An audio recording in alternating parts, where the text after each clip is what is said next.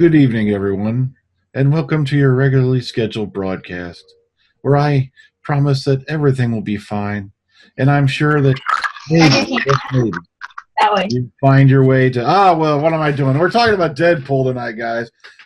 Really interesting movie. I personally had like minimal, very minimal exposure to this character before I walked in to see this movie, and all I can say is, for not being that hardcore a comic book guy, this is a really enjoyable flick.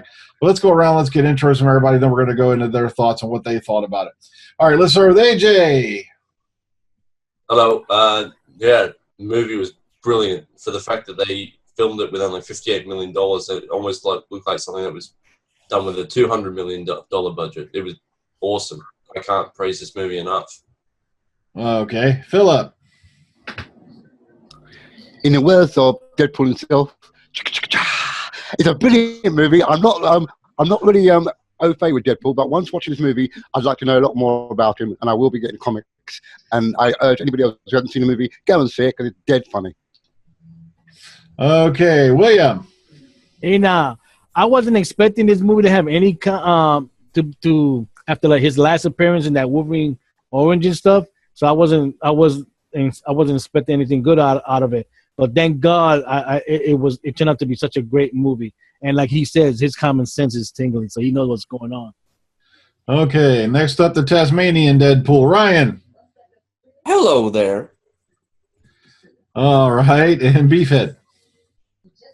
It's nice to see a film that has actually been greenlit through the strength of fan power, and it is a testament to the people behind this, the production team, and the fans that you have this movie, and it does deliver. So yes. Hello, by the way. Yes. All right, next up, Bill. Well, I'm going to say that if you actually see this movie in the theater, because they don't have a very good selection, you must bring your own long pig, and then you're in for a treat. All right, next up, Lady Neo. Hello, everybody. Chimichangas. All right, next up, Anthony. Hi, how you doing? It was an entertaining $30 million movie with a better marketing campaign than pretty much any movie in history has ever had. All right, and Texas Tim. How you doing? Like several of us, I didn't know anything about the character or the comic going into it. But I thought it was a pretty good comedy action romp kind of thing. That kind of tells a story in out of order, in a way. I mean, it's actually a origin story for the character in a way, because you find out why he is who he is, and so I thought it was pretty clever. I thought it didn't overstay its welcome. It was under 2 hours. I thought it was good. Okay, let's just open up the floor right off the bat and let's get started. One of the first things I really loved about this movie was the fact they broke one of the universal rules and got away with it in such a great way, the fourth wall. I love the way he just completely is trying to bring the audience into the movie with him. I really enjoyed those moments where, I'm not talking to you, I'm talking to them.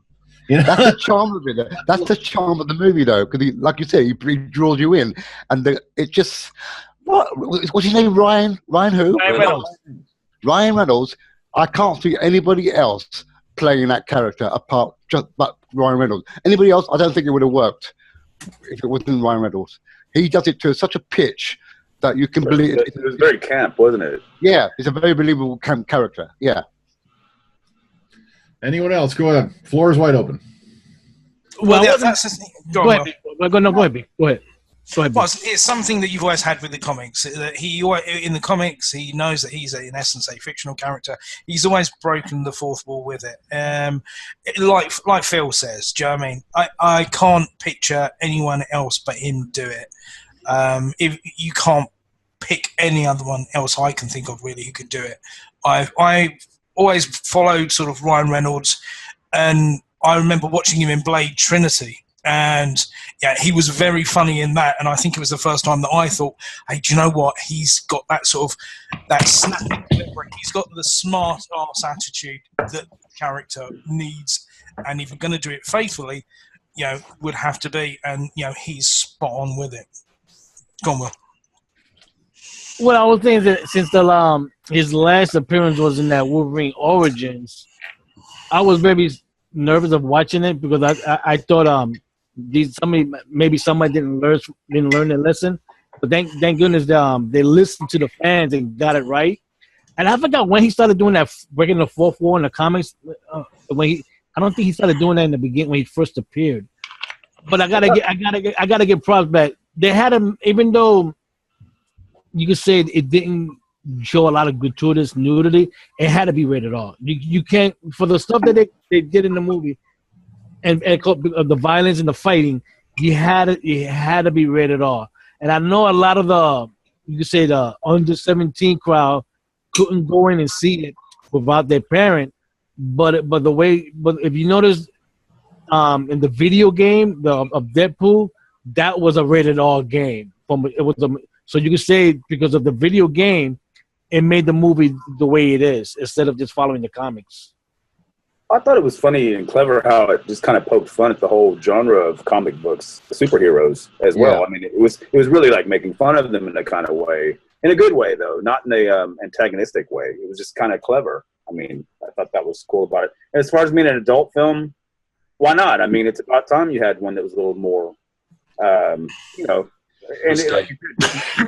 you can take your kids. I mean, if you're, you can take your young teenage kids, and I don't think they'd be that shocked by it.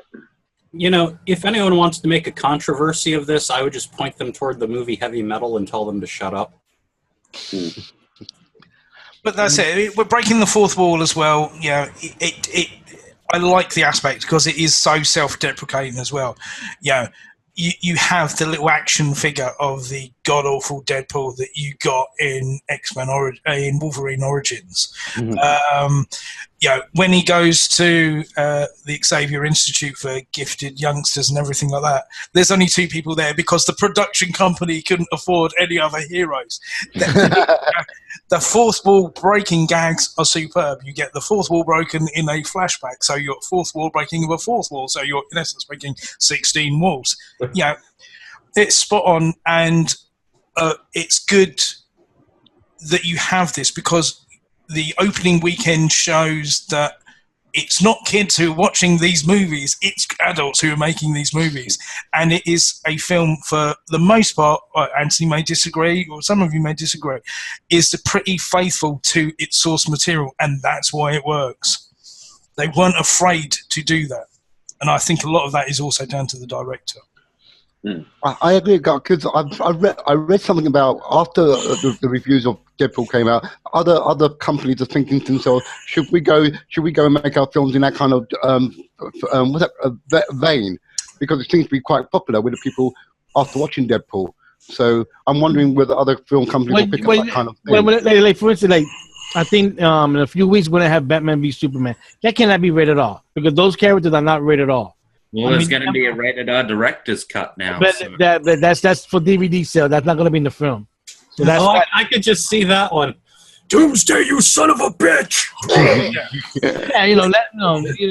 You hardly ever. I mean, besides maybe Batman in the Dark Knight like that, but in the Dark Knight Returns when he said a few profanity, you never ever heard Superman saying any profanity, or Wonder Woman or anything like that. That's what I mean. That's what like that. It doesn't work with them.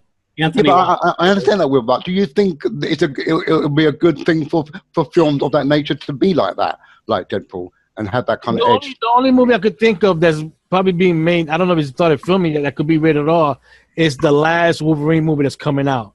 Because that's going to be the Old Man Logan's saga, and that should be rated R for the violence. And they're not going to have no nudity and nothing like that. Just because of the extreme violence of that storyline, it had to be rated R. They confirmed that the last Wolverine will be R. Okay, Anthony wants to hop in here with something. Go ahead. Anthony? Yeah, I'm mute. Sorry, I forgot to. I screwed up the screen. I just wanted to point out, Ryan Reynolds made a 6-year-long, 7-year-long pitch at getting this film done. The screenplay that we seen was basically just the third draft. that they started with the same screenwriters 6-7 years ago. And with all the controversy that's been out in the media lately about the Oscars and all that stuff, I'm just kind of curious personally, where's the hashtag Deadpool so white? Because I don't believe I actually seen a single non-white mainline actor in the whole movie. But, you know, I just thought that was kind of funny that they didn't even go back in to re-edit that. But there's supposed to be something on the Blu-ray about it. So, but yeah, it was a fair movie. I thought the ad campaign was wonderful, personally. And I hope that other films don't attempt to do the same thing, because it's just going to ruin their films, because Deadpool is a very unique character where he does break the fourth wall, and he's done that, you know, since the beginning of his run in comics. So it's just, for me personally, it was an entertaining movie. There were some ups and downs in it, and you know, Miranda Bachmanin, woo, man, she looked good for being that pregnant. So I just wanted to put that out there. I know. I agree. Yeah. I just agree want with to add, Marina Baccarin, yeah, it seems like she's one of them actresses who always looks better with age. Okay, go ahead, Beef. I'm sorry. Yeah, no, I completely agree with what Anthony's saying there. I mean, this is a film that was made for like $68 million or something like that. And it was a case of, you know, we can do what we want because, do you know what? There's, insofar as making movies go, that's not a lot of money. So we can just go, if it doesn't work, then whatever, but at least we can say we did it. This is Tim Miller, the director's first movie that he's ever made. Really? Yeah, it is. Yeah. Before that, he's only sort of done sort of animation, stuff like that. I mean, I don't know if you remember when Batman Arkham Knight, the last Batman game, came out. They did... They did the TV advert, which was just like focusing on the kid's face as he went through his life and evolved through everything like that. He was the one who made that. But they've made this for a relatively small amount of money, so they can do whatever they want. And this was his thing. Well, if I never direct another movie, at least I'm going to do it the way I want to. And that's the thing now. Hollywood have obviously looked at this, seen the success, and thinking, hey, we should be doing this now. Maybe we should be making R-rated movies. Well, they should not be overthinking things like this Batman v Superman that is releasing a adult version on DVD only to recoup the billions they've lost in pre-production. Well, that's it. That's it. I think that's it. Are they going to do this with when they're making like $200, $300 million movies and thinking, oh, we're going to do this in the hope that we're going to get the same return? You know, you can imagine, oh, how Suicide Squad hasn't come up. Can we retool that? Is there anything you've taken out of that to try and make that rated R? You know, it's Hollywood trying to follow exactly, but isn't the point that these guys did it on the sly for cheap? Made a good movie that everybody enjoyed. It's made its money back. You know, it's a bigger hit. They're making more money back. Yeah. Then one of these movies they end up, you know, overthinking and spending so much money on that is lucky to break even by the time it actually gets released. And Marina Baccarin definitely added a good element to this movie. I would keep her in some jars. Well, okay. The budget is like $58 million, and as of today, February 27th, I think the total box office is at $529.6 million. I mean, I think we can all agree that we never thought that the movie would get that much. Like, I think we all expected it to do fairly well, but I was honestly surprised that it did so well. You know, it's been out a while, so I don't care if the people that haven't seen this know this now or not. Screw them. I'm just going to put it out there. What made this movie was when Colossus actually killed Deadpool. I'm still amazed that he could pull it off. That was impressive. But I mean, like, right from the get-go, those opening credits, you were in for a fun time. Quite possibly one of my favorite jokes in the whole movie was when Colossus says, "We're going to see Professor," and then Deadpool's just like, "McAvoy or Stewart?" These timelines, so confusing. So do you think that the steel colostomy might have had something to do with that R rating? No. Well, I was going to ask, what was it? What was it competing with in the theaters when it came out? I don't think They moved it. They did move it. There But was one. I think a cartoon when it came out again. I forgot to look it up. I think you had free reign. The scary part is this movie's It pretty much had free reign. It pretty much had free reign, but it was still riding those coattails of The Force Awakens. yeah, it's giving The Force Awakens a run for its money. That's what's Yeah, but that's been out since before Christmas. So, you know, it's going to drop off eventually. Yeah. But at its core as well, if you take it to its core, it is a romance. There's a romance core to the story. Yeah. No, it is. You're right. There is that romance part of it. And It's funny. that's the core part of it. But the first hour, say, of the movie is background history, origin type stuff. But it's perfectly put along because it's released on Valentine's Day. So you get the bit where he's shish kebabbing the guy and said, you told your girlfriend you're taking her to see a superhero movie, and there's this guy being skewered. Yeah. Yeah.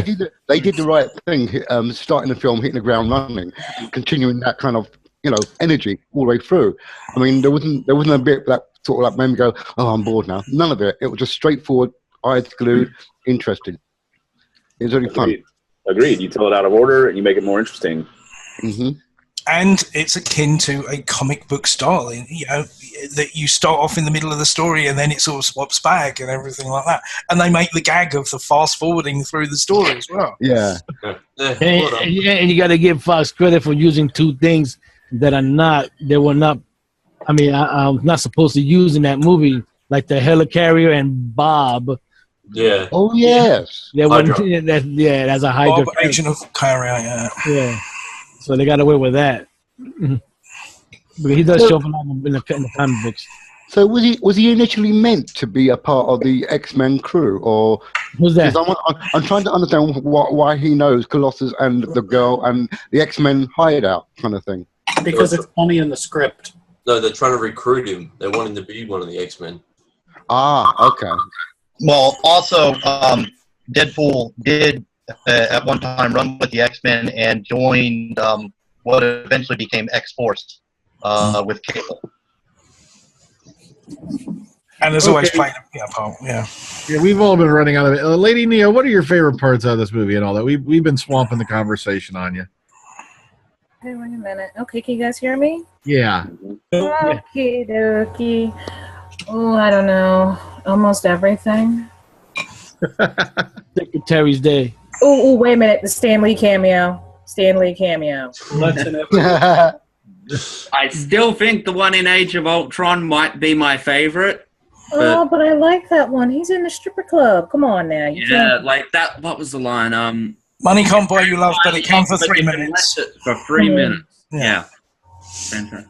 I mean, probably my least favorite aspect of the movie would come from Ajax. Not the character itself, but it was never clear what his powers were. He says that he has scorched nerve endings, so he can't feel pain, and he has increased reflexes. But at times he displays superhuman strength, and it's never explained where he gets any of this from. From the thing that happened to him? Yeah, but didn't they say in the movie at one point that he's been cured of every whatever word he used, kahula, and he's got like every superhuman power that you can think of. No. He was an experiment too, like Deadpool. He was once a prisoner there. They experimented on him. They gave him his abilities. But then he liked it. He took the ball gag out and said, "My turn." I'm a little curious as to why Deadpool was so angry with him, though, because he at the end of the day, I know it made him ugly, but it did get rid of his cancer, the whole process. And yeah, of course, it just seems like his revenge towards that guy was a bit much. But maybe I missed something. I don't know. Maybe you guys. You got to remember, he was a bag of wheezing dick tips. What? He was a bag of wheezing dick tips. Remember? Plus, he tried to kill him. it's you get more of it to the comics. He's a complete sadist and everything like that. He takes pleasure in exacting the torture to bring out in the experiments and everything like that. You get that in the bonding with the other guy, where they're talking, across the curtains in the factory and everything like that. You get that aspect that he's just a complete sadist and enjoys. There was that, yeah. Yeah, I would agree that there was that, but it just seemed like it was his whole motive for revenge was a bit over the top. But I think that paid off with him once he took his girl. Then, of course, that guy was gonna have hell to pay, which was clever. You all thought that he was supposed to meet her outside, but it ended up being them, the bad guys.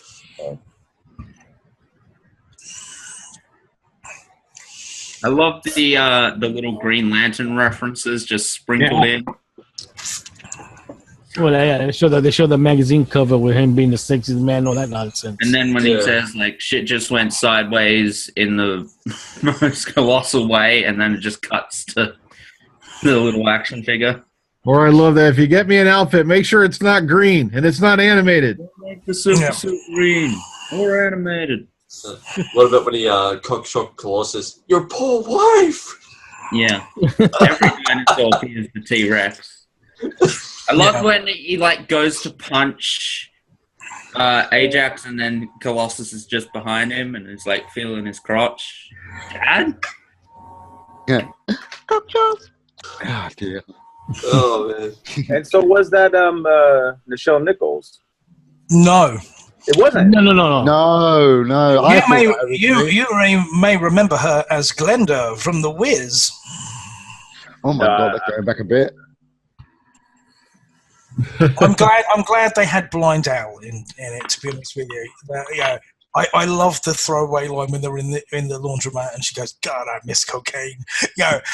That's fantastic. And I never thought that they would try and realise her as well as they did on screen, because in comic books there was always a sort of love-hate relationship and he was always trying to kill her, and you do get that in the movie with the sort of little motorized Hoover that runs around the floor trying to trip her up and trying to make all these accidents. And I love the play between the pair of them over IKEA furniture, and they're just throwing all the names out, classifying and rating the different things you can put together. It is really well done. And that's a hard character to sell, a blind old woman that he lives with.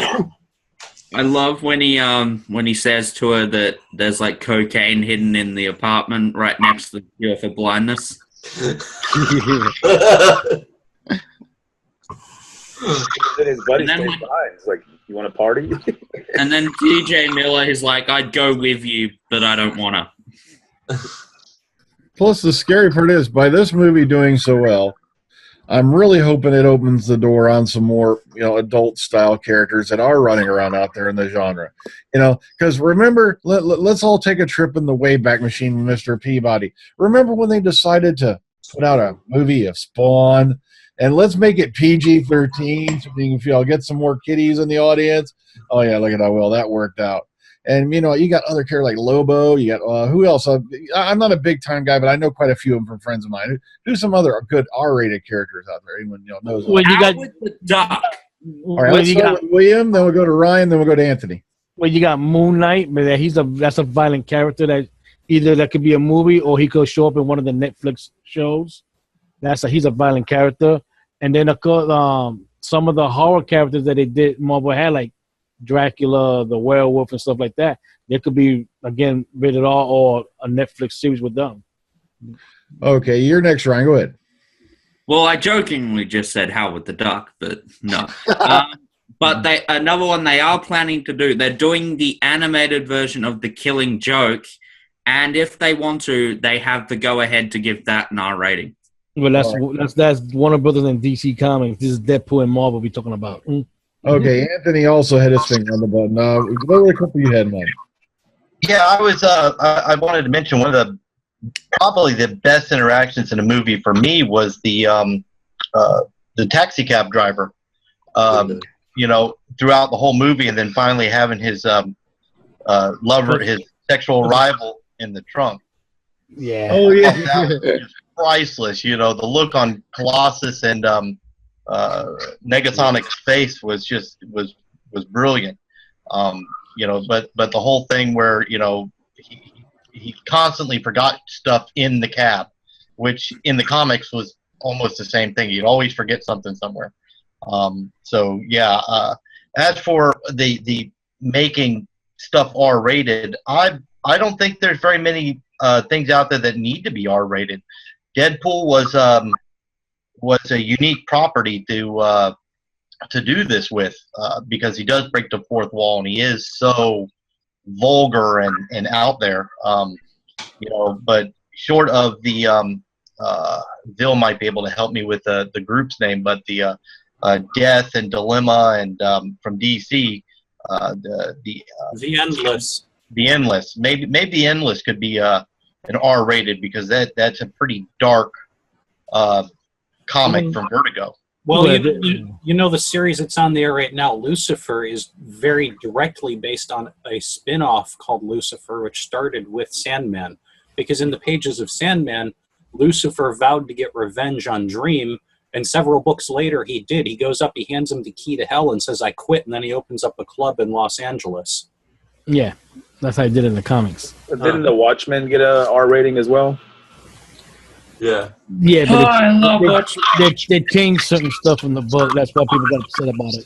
Well, yeah, they had to. There's no way to compress that much story into a 3-hour movie. Well, it was a 3-hour movie when they were done with it. But I mean, I'm sorry. I was saying it had an R rating though, didn't it? Yeah. Yeah, but you see, a lot of people forgot movies like that, like The Crow had an R rating. Yeah. Blade, Yeah. it was R rated. Yeah, that was a wonderful adaptation. I mean, you know, sadly they dropped the ball with all the subsequent sequels from it, but yeah, the first Crow with Brandon Lee, just, you know, it was. He's frozen. Yeah, you get a period in time where all sort of superhero movies become homogenous. They all become quite generic. You know, at the time of before Blade, all you had was all the Batman movies that just descended into chaos by the end of it, and then you had a big break, and then you had Blade, which was a complete game changer. You know, we've had a lot of superhero movies. You know, you can say they've been good and everything like that, but they all have become formulaic and everything like that to a certain degree. Now you've had this, which is another game changer. So, you know, it's nice to have something to shake it up. Yeah, I think it throws that. Well, go ahead. Sorry. Well, it throws the argument that they want to keep it down to a PG-13 to not lose an audience is wrong. I mean, it's perfectly okay to have an R-rated film, and it's going to do well because the people going to see this anyway were 18 and up anyway for the most part. And you had Guardians of the Galaxy, which shows you can do comedy in this sort of arena, and they've done with it. The beauty, I think, of this movie is that it does stay true to its source material. That you don't need to change it to make it popular, which is why I don't want them to change other stuff to make it R-rated because it's fashionable. And I mean, the original cut of Avengers was going to be R-rating just purely because the whole Coulson death scene was going to be like a little more involved, if you know what I mean. But I'm honestly like thinking about it. My friend and I were thinking about it last night. That Days of Future Past is a fairly violent film. I'm kind of surprised that didn't get a higher rating than it did. Well, remember, even though they show some characters being killed off, they weren't killed off very violently or anything like that. You know, because it happened. When it happened quick. It was very dark. That was a very dark kind of like movie. And really. The Avengers couldn't show Loki's like spear going through Coulson's chest, but you got Blink getting stabbed by 3 Sentinels, like all the way. Yeah, but that was quick. It was quick. The difference is you've got Fox that make that though, and all their films that they had made till then, the X-Men had fallen apart. First Class was a bit of a niche and everything like that. You had to have a huge, you know, balls out everything, throw everything in, everyone you can for Fox's, you know, properties that they own to do that, and that's what Future Past was. And you know you're rolling. William, Yeah. sorry. I just want to say, you know you're rolling when you remember your superheroes looking like this. Oh God. Oh, nice and camp. Oh my God! Look at Adam West, man. At work. Terrible. Oh look, Mookie Ming, Mookie. Oh hello. Oh, they're all there. I don't know half of these apart from the A lot main of group. there, but that was from the Legends of the Superheroes things they aired on TV. That was in the 70s. That was in the 70s. Yeah. Right, can I ask William? Now that we've seen Deadpool in the movies, right? If they do, and of course they will make a second movie, what other enemies will you go up against? And would they be like normal everyday humans or like super meta? No. Well, they want Cable to show up. Everybody wants Cable because in the comics, Cable is Cyclops' son. He came from the future to the present day, and comics they team up, and of course, at certain times they did fight each other. I think Keira Knightley does have a shot. She's got baggage. And then they were saying about the female named Domino. She appeared in the X-Men cartoons, and so she was like, she said she could and sidekick of Cables like that. She's like she could fight with swords and guns and stuff like that. So you can have her like that. But whether they're gonna have any other characters, it depends. The director and the writer don't want the budget to go up. They want to keep it the same. Yeah. You don't want to add. You don't want to add to it because that's an X-Men movie. That's an X-Men movie. So they just keep it the way it is. Yeah. Okay, Anthony, you wanted to hop in with something? Oh, go ahead. Yeah.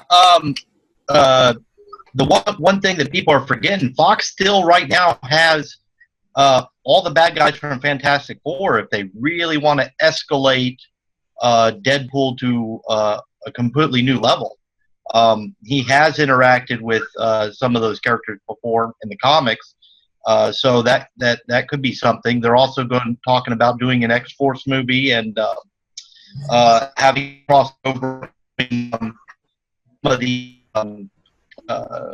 this new Singer style X-Men. So bad guys for Deadpool can be pretty much be anything that Fox has right now. And who says that he even has to be a hero? He's more of an anti-hero in comics. So who's not to say that he doesn't piss on the X-Men's Cheerios one day? Okay, and how much we got to have some love for Megasonic Teenage Warhead? Yeah, she's a great character. It's a shame she's not around in the comics anymore. I've never met her before. I've never seen her. Is it a Grant Morrison character? Yeah. Didn't they change her abilities in the comic? I did like her though, because you did get. She's the idea of she's the X-Men in training as well, but she got a sort of like certain kick out of crushing the henchman when he got slammed against the container and everything like that. But I did. They planned to have Cannonball in the movie, but they just put his role with Negasonic Teenage Warhead. That's why she has his powers, I guess. Yeah. Well, better for her. Let me see. Let me see. The matching unitards or the house that burns down every few years? Honestly, her power in the movie actually fits the name a lot better than her power in the comic book. Yeah. Yeah. But I did like that as well. She's like your typical emo teenager as well. What you gonna do? Some wise ass comments or pausing and silence and everything like that. Fantastically undercut. He kept calling her Sinead O'Connor because of her. Ripley from Aliens 3. Yeah. They also showed her vulnerabilities during that combat. If you paid attention, she was scared shitless at first. In a couple of those scenes, which was good because she was or is a X-Men in training. So I thought that was a wonderful reaction from the actress in that role. Just another thing, Ajax like knows that Deadpool cut off his hand, but he wasn't there for that. Probably been tracking him though. You know, he might have found the hand and then tested it. Good. Yeah, I don't know. To be honest with you, he knew he left him skewered in a factory that completely, came apart, burnt to hell, and he still came back from it. So I think he's got a bead on the regenerative abilities anyway. So Yeah. But it does take a while for him to regenerate. Yeah. But he says like he can't grow back a limb, and then when he sees him again, he's like, "Oh, you can." And it's like, what? No. He was talking about himself, Ajax. He says he can't heal as fast as what Wade can. Yeah. No, he says that he can't heal from getting a limb cut off. He can't regrow a limb. I thought that he could. Yeah, where he did that, he cut his arm Ajax off. thinks he can't.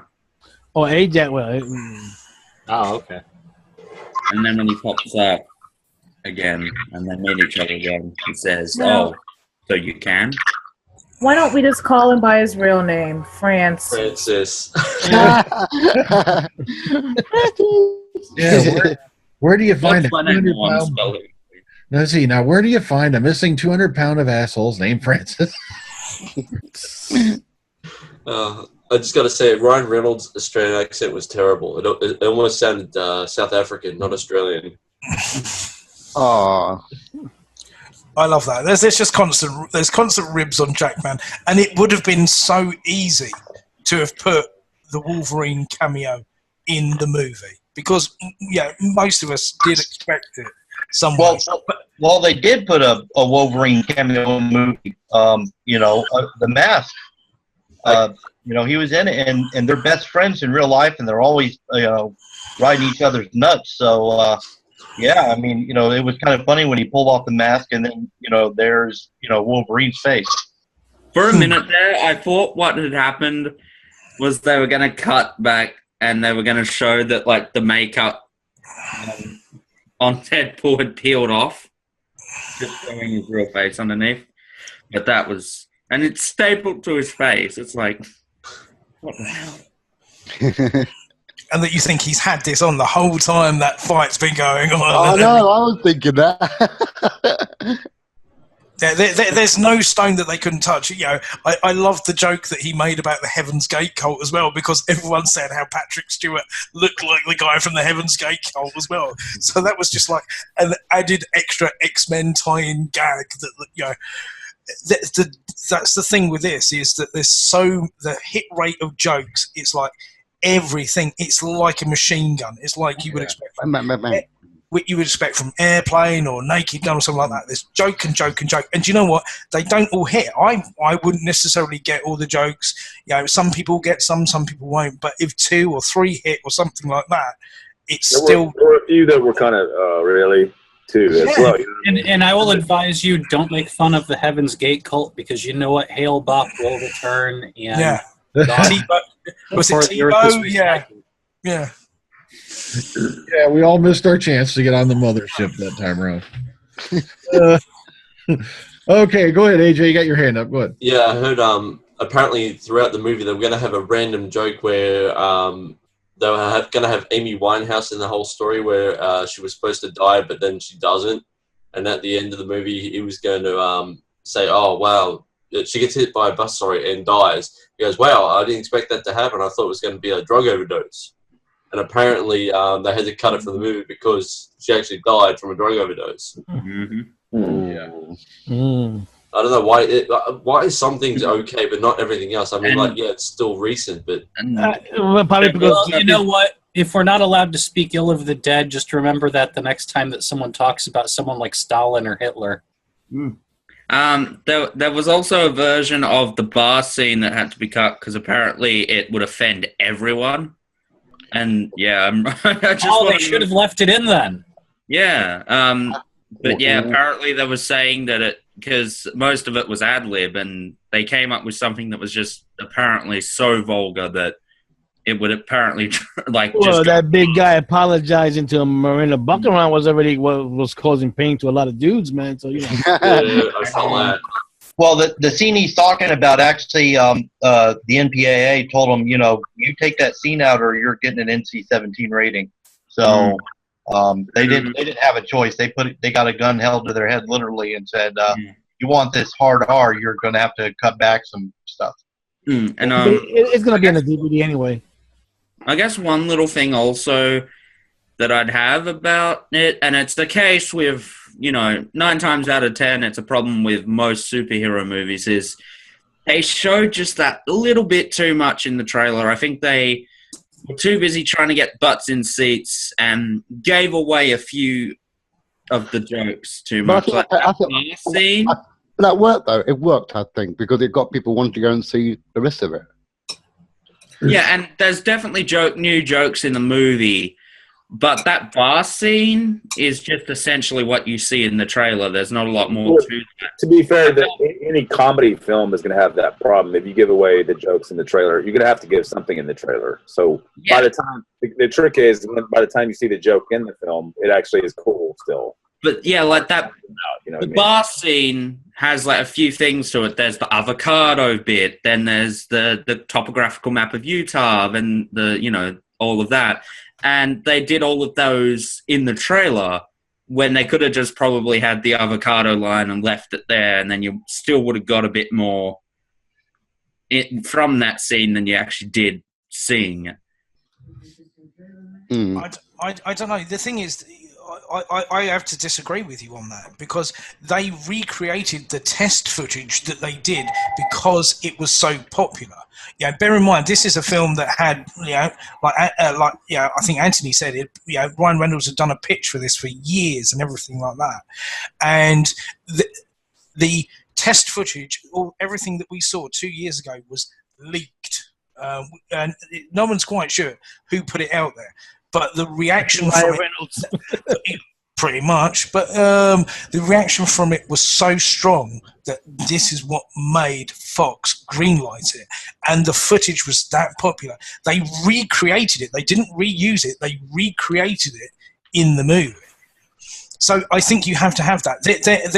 There is a core sort of Deadpool fan base, but it has pulled in so many other people because there is that just fantastic hit rate of comedy to it. It's like the Count of Monte Cristo, story-wise, with comedy bolted on. If you look at the story, it is like that.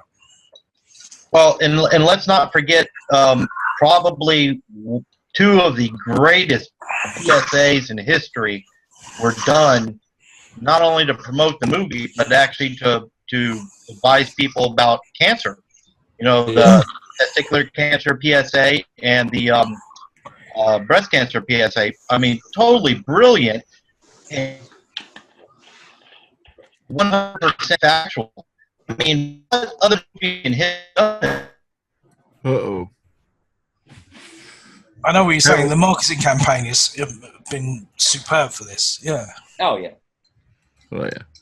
Yeah, I heard Ryan Reynolds say there's still over 100, what do they call viral footage he hasn't used yet for the campaign he was using. And I still love the fact that he took the suit because he worked so long to get the movie being made. They didn't offer it to him. He didn't ask. He just took the suit home because he just wanted it that badly. And things like that in movies, they're not cheap.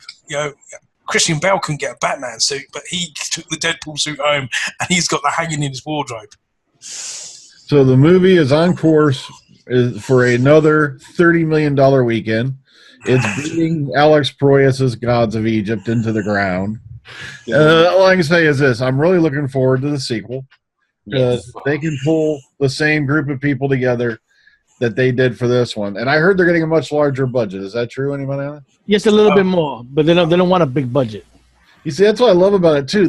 It's not one of them $200-300 million movies. They did this with like $58 million. It's just amazing to me. Okay, let's go ahead and let's rate the sucker because we've been going on for almost close to an hour, and we'll put it to bed for the week, shall we? All right, let's start with AJ. Out of 10, Deadpool. 10 out of 10, top notch. All right, Philip.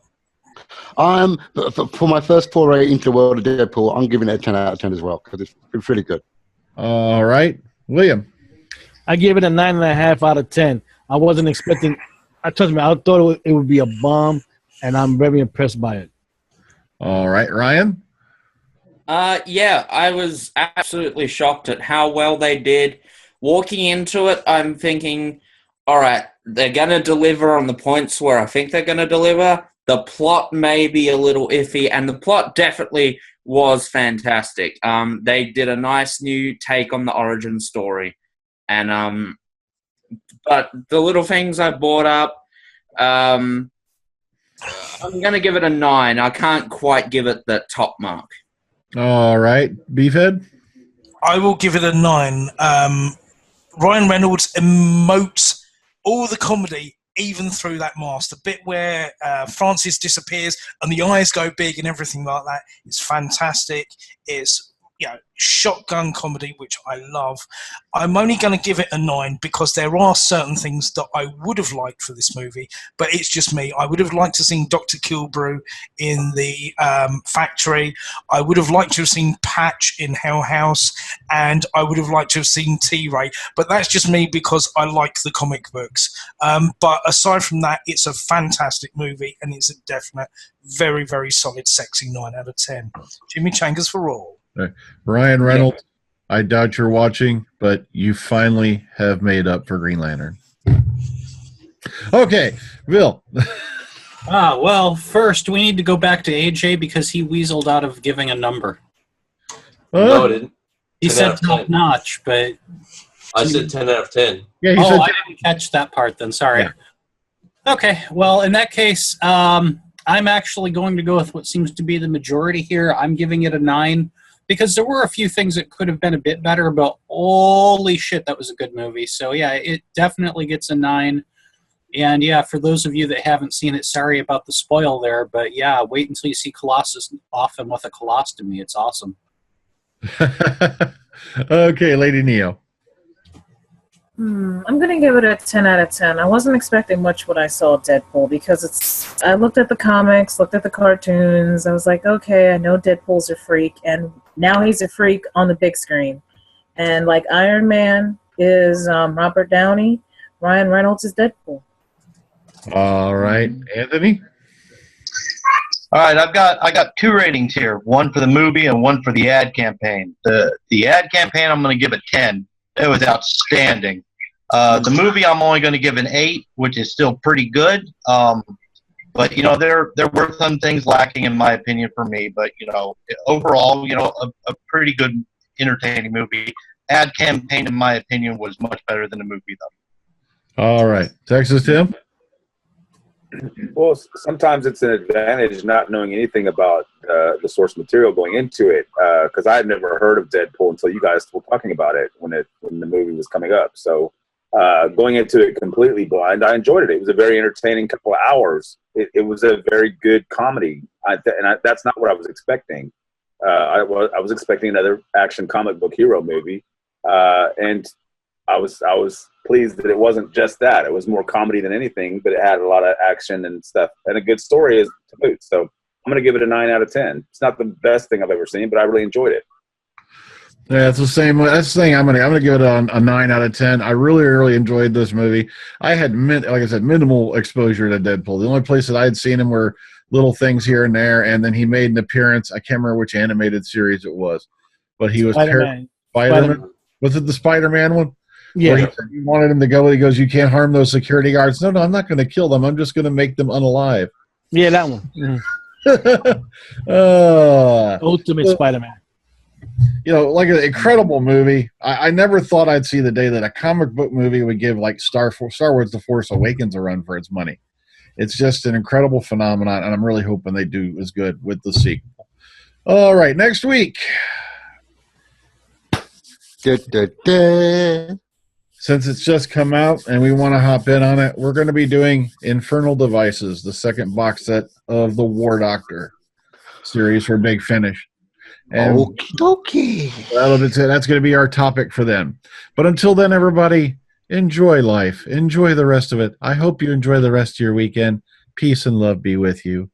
The reason why I'm saying all that is because Lady Gallifrey ran into Jehovah's Witnesses on the way home, standing it's a long story.